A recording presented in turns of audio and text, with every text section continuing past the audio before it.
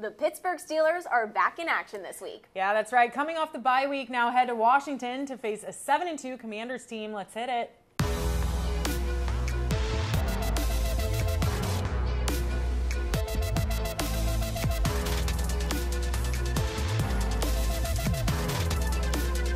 What's up, everybody, and welcome back to Week 10, Episode 10 of Every Blade of Grass with Cole and Cass. Alongside Cassidy Wood, I'm Suzie Cole, and the Pittsburgh Steelers will be back in action this Sunday against the Washington Commanders to kick off that second half of play for the 2024 season. However, Cassidy, the AFC North is not getting any easier. The Baltimore Ravens are closing in on the Steelers. Yeah, Suze, we thought, the Ravens go into Cleveland, they lose to the Browns. The AFC North race, though, it's always a close one. It's always neck and neck. There's always back and forth battles. These teams play each other close. It seems like you can almost throw the scripts away every time any of these two teams face each other. And then, of course, the Ravens go on this last weekend, have a game that, we all expected, and the Browns ended up losing pretty big. So it seems like everything's kind of back on the same track now as we all kind of expected. But just a weird week that week with the Browns and Ravens, but the Steelers still sitting at number one even through the bye week. Still sitting at that top spot. However, this is how close it is. If the Steelers lose against Washington this weekend, and then the Ravens win against the Bengals next week in Monday Night Football, the Ravens will take that top spot. So the Steelers really can't lose against Washington this weekend. Yeah, they really don't have a choice. They're basically a half a game apart at this point. The Ravens are 6-3, the Steelers 6-2 after that bye week. So they're neck and neck right now in this race. So like you said, they have to pull out a win this weekend. And then, like we've been talking about, they have a gauntlet of a schedule after that. They have 4 divisional games right after that. So they really need to pull out a win on Sunday because those next 4 games are not going to be easy. No, the whole second half for the Steelers is going to be very difficult. And something that we've been asking you all back at home all season long is to leave your predictions. And you guys did a great job at that after last episode. So we're going to read off a couple right now. Some of our favorites. Some of our favorites, okay? Say that. We have one by Terry W. Breedlove. You said, ladies, I'm calling a 12-5 overall record for the Steelers to end with, and they're going to split with the Ravens and destroy the Browns and the Bengals. Yeah, I like this take. I agree with this take. Like I said, I feel like every game in the AFC North, they almost split it. But the way the Browns and Bengals are this year, I could see the Steelers finishing 12-5. I'm pretty sure that was close to my prediction earlier in the season. I think that's what I switched my prediction to. We might have to go back. I don't know if we can insert that I might have been 11-6, but either way, I did say the AFC North contest would be split with the Ravens, so I do agree with that. Another one that we liked, I'm feeling optimistic because our offense is starting to click, and we'll get into that a little bit later about that offense clicking and how it needs to continue to roll into that second half, and the defense just needs to get better. The Steelers let the Giants run all over them. That can't happen if they expect to win the AFC North. Yeah, and I think that Giants game, now 2 weeks ago, which is crazy. Yeah. I think, again, it was kind of an outlier. I think the Steelers' defense is a lot stronger than the performance they put on against the Giants. And I do see them getting things right in this bye week, and we'll get to the new addition. They have 2 now later on, but I do think they're going to get right again this week. And another one from Jason right here. They exceeded my expectations. I thought the Steelers would be 4-4. Jones better be a Pro Bowl left tackle next season for putting us through this garbage. It's kind of harsh, however. It is harsh, however.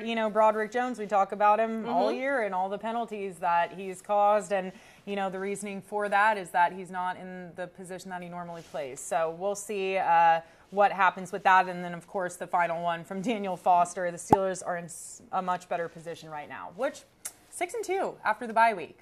Can't really get in a better position than that unless you're the Chiefs and undefeated. So. And we'll get more into that with our second quarter, talking about what a great position they're going to be in starting the second half of play.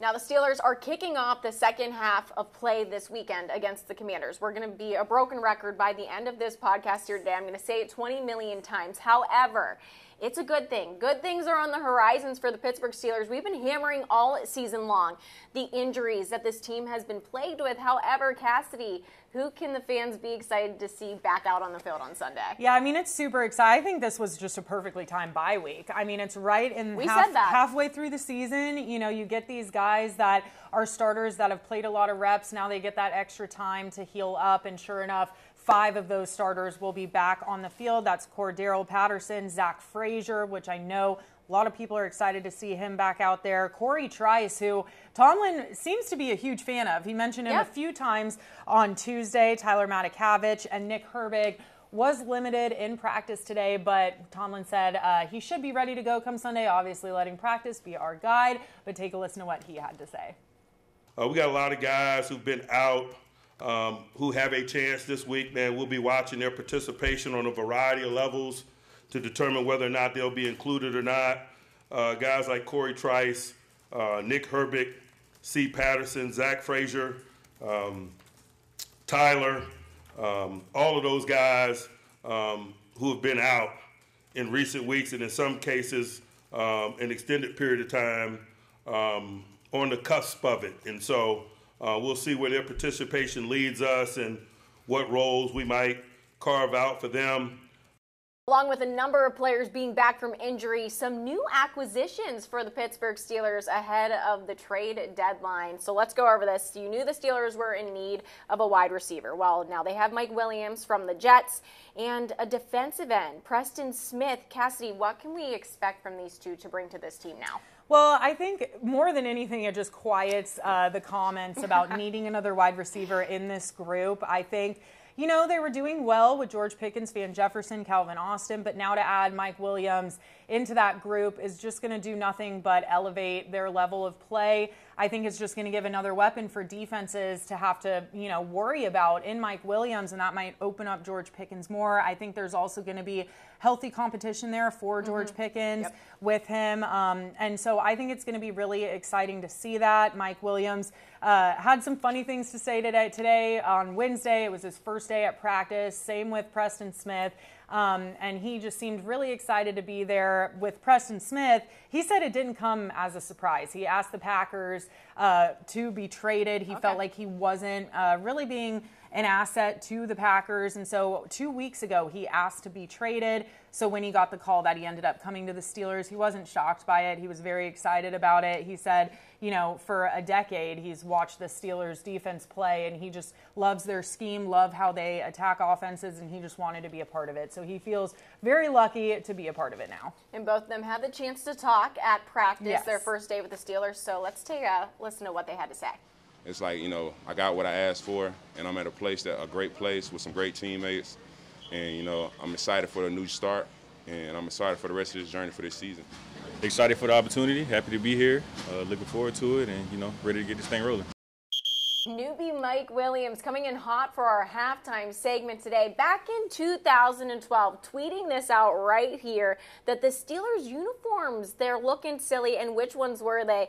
The bumblebee ones. Our producer, Kate Hall, she loathes these. And Williams just happens to tweet about them. They'd probably get along so well, Cassidy. Yeah, I mean, hey, it's not like an outlandish take. I think a lot of people have, you know, their strong opinions about those bumblebee uniforms. It is funny that that was like over a decade ago that he tweeted that, and now he's here and will likely maybe one day have to play in them. So he will look silly. Yeah, he will unfortunately have to look silly there for a little bit. But like I said in, you know, our last segment, I think he's very excited to be here for sure.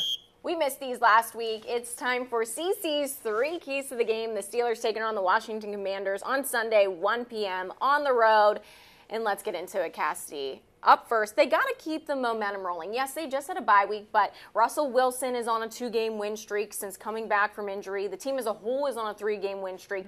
The offense was really starting to come together before the bye week. It has to keep on coming. Yeah, and it's going to be tricky, Suze, because, I mean, this is Russell Wilson's first away game as a starter. Yeah. So it is going to be very, very hard to go into that environment. The Commanders are riding high. They're 7-2 right now. That fan base hasn't really experienced any excitement like this in a very long time. And so I think it's going to be really difficult, but definitely keeping the momentum going in there, being able to run the ball effectively, just have, I mean, really an all-around just good game in all three phases is important, and to pull out the win, obviously. And you mentioned it there. They have to have a really good run game. They got to keep on running.